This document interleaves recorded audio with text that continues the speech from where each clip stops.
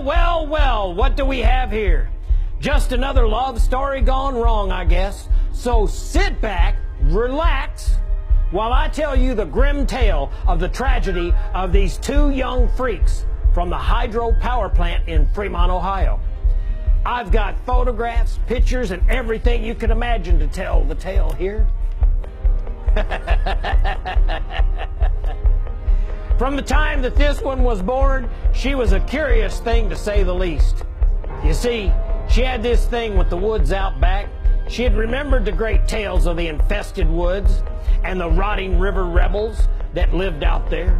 The tales were what kept her from going through that door for 27 years, or so we thought.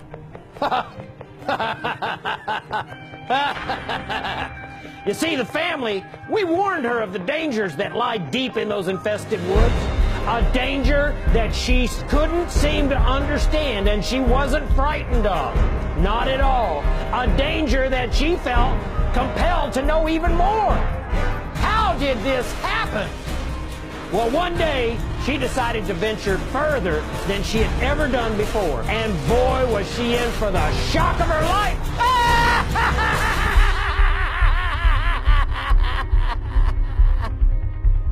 She never thought she would make it through the door, but as soon as the door opened up, she felt a rush come right over her. I could see it now. Feeling freedom like she'd never felt before. I know that's what she's like. She's part of my blood. Little did she know that feeling would be interrupted so abruptly by what she was about to see. Why, the family warned her that she should stay out of the infested woods. She came upon a scene that was identical to one of the tales her grandmother had told her as a youngster. How could this be? And as she watched the creature, she noticed something about him. She watches him and seems to think he had a peaceful look on his face, I guess. You see, it was about that time he looked up as if he heard something. She wanted to watch him for a little longer to soak in whatever beauty she saw in him. And even though he was dismembering a body, hungry, feasting is actually what we call it, she didn't want him to see her. Frightened that she was just a little, she turned to leave and got the rebel's attention. He stopped what he was doing to find this hideous creature running from him. He followed her, but he couldn't catch her. For a little over a year, these two kept meeting in secrecy, enjoying their time together. And after a while, things kind of got serious, if you know what I mean. But they knew that if the families found out, it would be all-out war. They kept it a secret for about a year, and then the day came where curiosity turned to love, and love turned to marriage.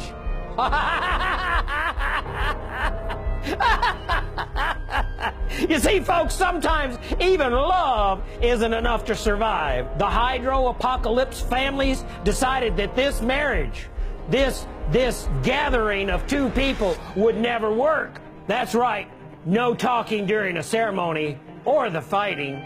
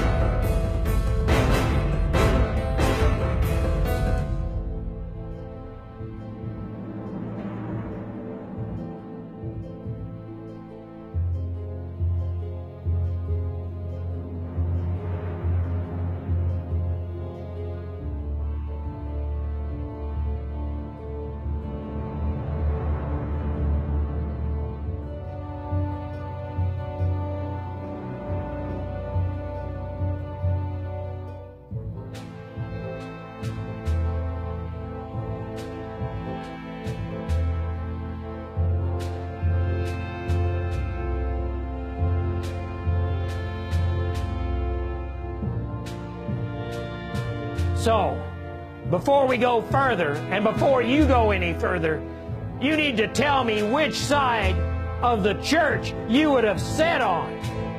Would you have been on that immortal bride? Or would you have rather been with the rotting river rebels? Take your pick. Put on your mask. We may all need to protect ourselves from the 2016 apocalypse now. That's right! Right now!